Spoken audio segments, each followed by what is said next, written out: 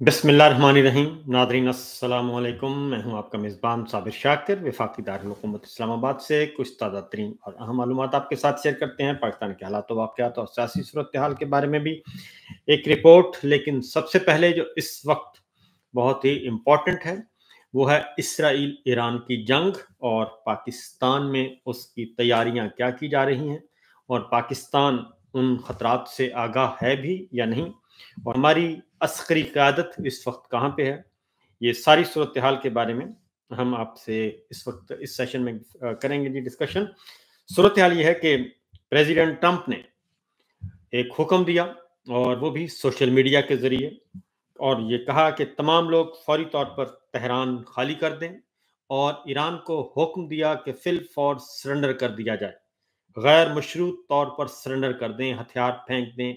ये president Trump की तरफ से ट्वीट आया। लेकिन उसका रद्द-ए-अमल क्या आया उसके बारे में आगाह करते हैं, क्योंकि अब भी आज 6 दिन हो गए हैं और जो काम ये समझा गया था अब चीज़ें कुछ और सामने आ रही हैं आहिस्ता-आहिस्ता करके। और मामला शुरू किया गया था कि ईरान के पास जौहरी हथियार हैं, जौहरी प्रोग्राम को रोकना है, हर सूरत में रोकना है। लेकिन अब जो चीज़ें सामने आ रही हैं वो बिल्कुल मुख्तलिफ हैं। ये बिल्कुल इसी तरीके से है जैसे इराक को तबाह किया गया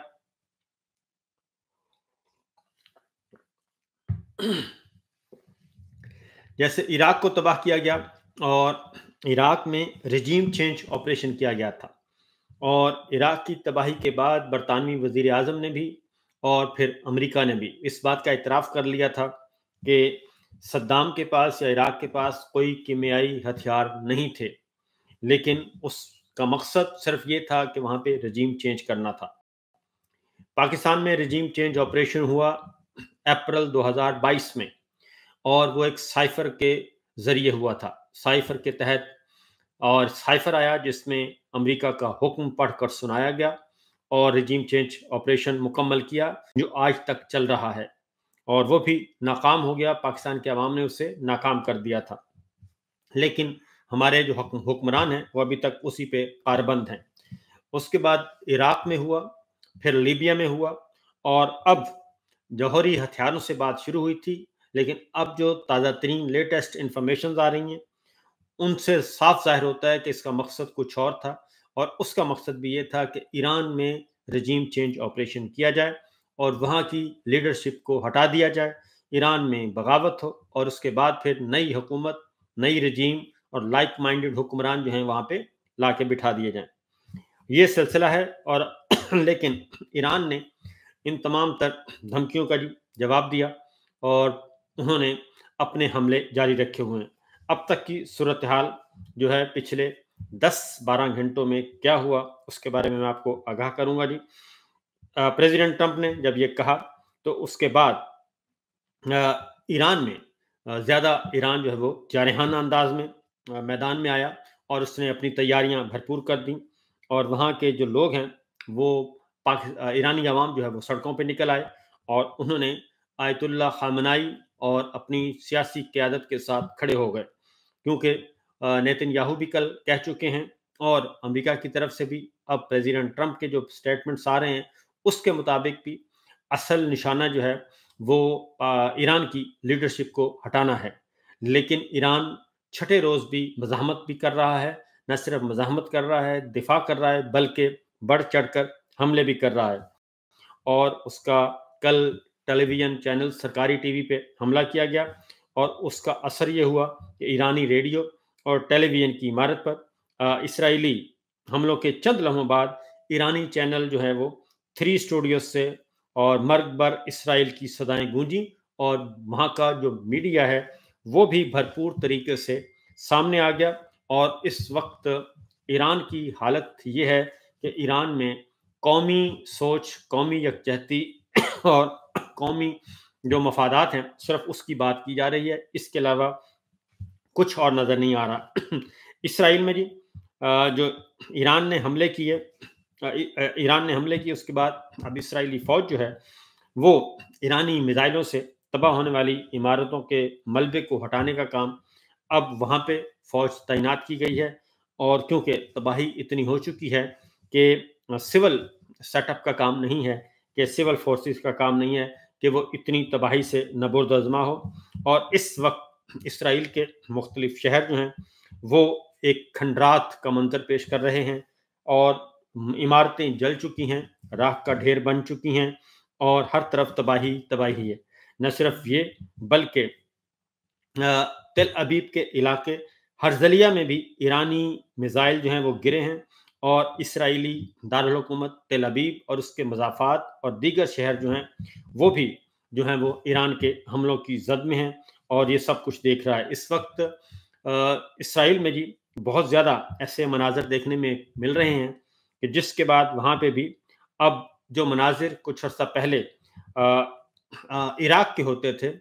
इराक के थे, लीबिया के थे, वही मनाजिर इस वक्त हमें इसराइल में देखने को मिल रहे हैं। और वहाँ पे ग़िज़ा की किल्लत है, और खुराक की इमदाद के मुंतज़िर जो निहत्थे शहरियों पर भी उसका गुस्सा निकाला गज़ा में, और वहाँ पे भी हमले हुए, और उसमें 20 फ़लस्तीनी जो हैं वो शहीद हुए, और 100 से ज़्यादा अस्पतालों में पहुँचा दिए गए। इसके साथ-साथ ही एक और मामला जो है मशरिक़ वुस्ता पे अमरीकी वज़ीर ख़ारजा का जो ताज़ा तरीन बयान आया, उन्होंने कहा है कि मशरिक़ वुस्ता में अमरीकी अफ़वाज दिफ़ाई पोज़ीशन में हैं, और फ़िलहाल ईरान के हमले नहीं कर रहीं, और अमरीकी वज़ीर ख़ारजा ने वाज़ेह किया कि हम ईरान पर हमलों में शामिल नहीं हैं। ये अमरीकी वज़ीर ख़ारजा का स्टेटमेंट आया, क्योंकि ये ख़बरें आना शुरू हो गई थीं कि अमेरिका जो है वो बराह रास्त अब शामिल हो चुका है, क्योंकि एक ड्रोन भी ईरान ने अमरीकी साख्त का ड्रोन गिराया था, और वो उनकी शाहराह पर पड़ा था, जिसके बाद फिर जब ख़बरें आना शुरू हुईं, और ईरान ने क्योंकि इस तरह की ख़बरों का मकसद ये था कि ईरान भी फिर बराह रास्त हमले शुरू कर दे, क्योंकि अमेरिका के तो हर जगह पे अड्डे मौजूद हैं, और इसलिए इस लड़ाई का फैलाव जो है वो हो सकता था। इसका अमरीकी वज़ीर ख़ारजा ने फ़ौरी तौर पे ये स्टेटमेंट दे के अपनी पोजीशन वाज़ेह की, और कांग्रेस के रिपब्लिकन रुकन थॉमसी मैसी ने एक स्टेटमेंट दी, और उन्होंने कहा कि इसराइल और ईरान के दरमियान जंग में अमेरिका की शमूलियत रोकने के लिए डेमोक्रेट्स और रिपब्लिकन्स की तरफ से मुश्तरका करारदाद पेश करूंगा। उसकी वजह यह है कि अब प्रेसिडेंट ट्रंप पे प्रेशर बढ़ रहा है, और ख़ास तौर पे इसराइली लॉबी का और नेतन्याहू का, कि बराह रास्त अमेरिका जो हर सूरत में इस जंग में शामिल हो। तो फैसला अमेरिकी सदर ने करना होता है, इसलिए अब वहाँ के डेमोक्रेट्स और रिपब्लिकन दोनों जमातों के, अपोजिशन और हुकूमती जमातों के जो अरकान कांग्रेस हैं, वो मैदान में आए हैं, और वो इस लड़ाई में शमूलियत के ख़िलाफ़ हैं, और वो नहीं चाहते कि अमेरिका इस लड़ाई में शामिल हो बराह रास्त। अमेरिकी सेनेटर बर्नी सैंडर्स ने भी कहा है कि मशरिक़ वस्ता में एक और जंग बेशुमार जानें ले सकती है, और खरबों डॉलर ज़ाया होने का सबब बन सकती है। ट्रंप को ईरान के साथ गैर कानूनी जंग में अमेरिका को घसीटने से रोकने के लिए बिल पेश करूंगा। तो ये जो है जी जंग मुखालिफ क़ुव्वतें अमेरिका में इस वक्त वो मुअस्सर आवाज़ उठा रही हैं, और वो किसी भी सूरत में वो कहते हैं कि हम इसमें नहीं हैं। फिर 8 अमेरिकी सेनेटर्स ने जी ईरान के साथ जंग में दाखिल होने से रोकने के लिए बिल भी पेश किया, और बिल पेश करके उसका बुनियादी मकसद ये था कि ईरान इसराइल जंग में अमेरिका को शामिल नहीं होना। उसकी वजह यह है कि इसराइल की ये ख्वाहिश है, नेतन की ये कोशिश है कि इस लड़ाई को मगरबी मुल्क अमेरिका, बरतानिया, जर्मनी, फ्रांस सब उसको ओन कर लें, और इसराइल जो है वो फ्रंट पे रहे, बाकी सारा खर्चा पानी, असलहा वसलहा वो उसको सपोर्ट मिलती रहे, और वो लड़कर मिलकर इस लड़ाई को लड़ा जाए। क्योंकि अब जो आगे जाके मैं आपको खबर दूंगा कि अब उनको बहुत अच्छी तरह समझ आ चुकी है कि ये उनसे बहुत बड़ी गलती हो गई है, और उसका एतराफ़ भी कर रहे हैं। लिहाजा ईरानी वज़ीर ख़ारजा ने जी कहा है कि अमेरिका समेत सबको जान लेना चाहिए कि ताकत का इस्तेमाल किसी हल तक नहीं पहुंच सकते। ताकत के इस्तेमाल से आप जितनी ज़्यादा ताकत इस्तेमाल करेंगे, ईरान भरपूर तरीके से जवाब देगा, और हम कई साल तक लड़ने की सलाहियत रखते हैं, और अपनी सालमियत के लिए और अपनी हिफाजत के लिए हम हर मुमकिन कोशिश करेंगे, और आखिरी हद तक जाएंगे। इसके साथ साथ अमरीकी वज़ीर दिफ़ा का ایک سٹیٹمنٹ آیا جی کہ ٹرمپ اب بھی ایران کے ساتھ معاہدے کے خواہاں ہیں اور امریکہ مشرق وسطی میں اپنے اثاثوں کا دفاع کرے گا۔ اس کا مطلب بڑا واضح تھا کہ ایران کو ایک پیغام دیا جا رہا ہے بار بار کہ ڈیل آفر کی جا رہی ہے، اور ڈیل آفر کیا ہے وہ ڈونلڈ ٹرمپ نے اوپنلی کہہ دیا کہ جناب ہر صورت میں آپ کو سرنڈر کرنا ہوگا۔ تو ظاہر ہے اس طرح کی جو ڈیل ہے وہ کوئی بھی ملک جو لڑنے کی سخت رکھتا ہو وہ اس کو قبول نہیں کرے گا۔ پریزیڈنٹ ٹرمپ نے یہ کہا کہ امید ہے کہ ایران کا جوہری پروگرام امریکہ کی جنگ میں شمولیت سے بہت پہلے ختم ہو جائے گا۔ ایران کو جوہری پروگرام مکمل طور پر چھوڑنا ہوگا، کیونکہ اس بارے میں کل جو ایک خبر دی گئی کہ ایران کی طرف ڈونلڈ ٹرمپ کی طرف سے جب کہا گیا کہ تہران خالی کر دیں، تو اس کے بعد نہ صرف تہران بلکہ تل ابیب بھی خالی ہونا شروع ہو گیا۔ اور اس وقت اسرائیل میں چونکہ تارکین وطن کی بہت بڑی تعداد ہے، اب تارکین وطن جو ہیں اوورسیز جنہیں کہتے ہیں، وہ سارے کے سارے اپنے اپنے ملکوں کی طرف لوٹ جانا چاہتے ہیں، کیونکہ انہیں بھی اندازہ ہے کہ معاملات خراب ہیں۔ اس کی وجہ ہے کہ چین اور امریکہ نے اپنے اپنے شہریوں کو، روس نے بھی اپنے شہریوں کو ایران سے اور اسرائیل سے نکالنا شروع کر دیا ہے، جس کا مطلب یہ ہے کہ ان کے پاس ایسی انفارمیشنز ہیں کہ معاملات خراب ہو سکتے ہیں اور یہ لڑائی آگے بڑھ سکتی ہے۔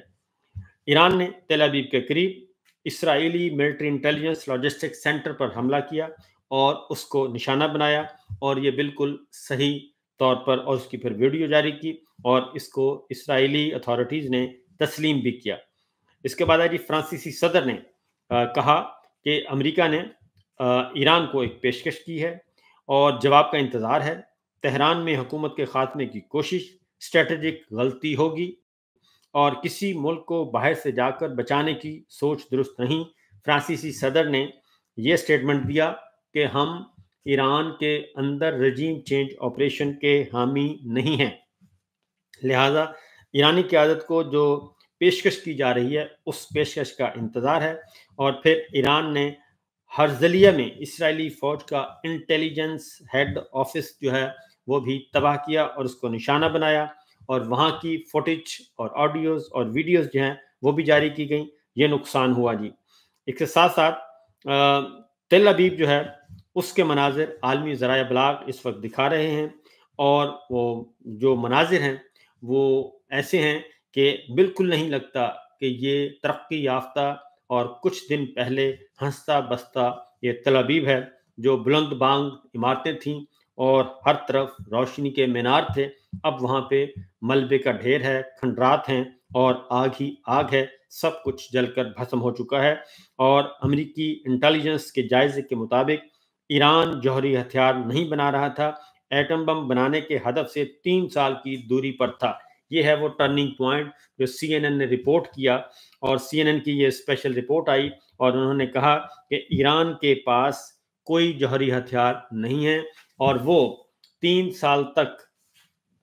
جوہری طاقت جو ہے وہ جوہری صلاحیت حاصل نہیں کر سکتا، یعنی کہ ایٹم بم نہیں بنا سکتا۔ یہ اس رپورٹ کے بعد سب کے سب جی بیک فٹ پہ اب جا رہے ہیں، کیونکہ اگر اسی رپورٹ کی بنیاد پہ ہی یہ سارے کا سارا سلسلہ شروع ہوا تھا، اب چونکہ ہوا یہ ہے، جو اصل بات ہے ہوا یہ ہے کہ جو سوچ کر یہ ٹارگٹ کیا گیا تھا کہ ہم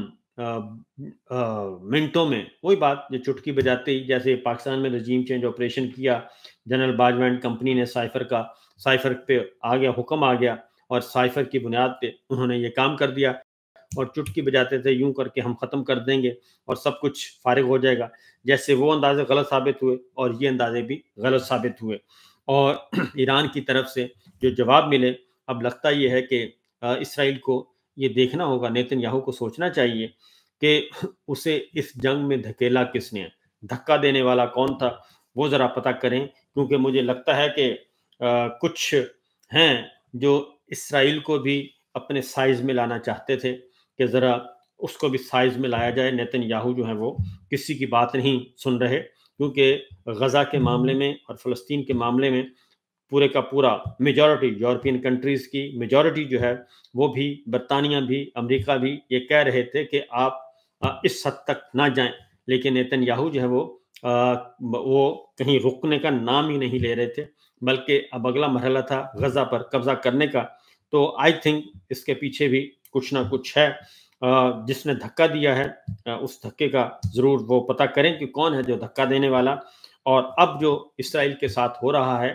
وہ بہت برا ہے۔ واقعتاً جو ایران کی لیڈرشپ نے کہا تھا کہ ایک بھیانک خواب ہوگا، تو واقعی بھیانک خواب ثابت ہو رہا ہے۔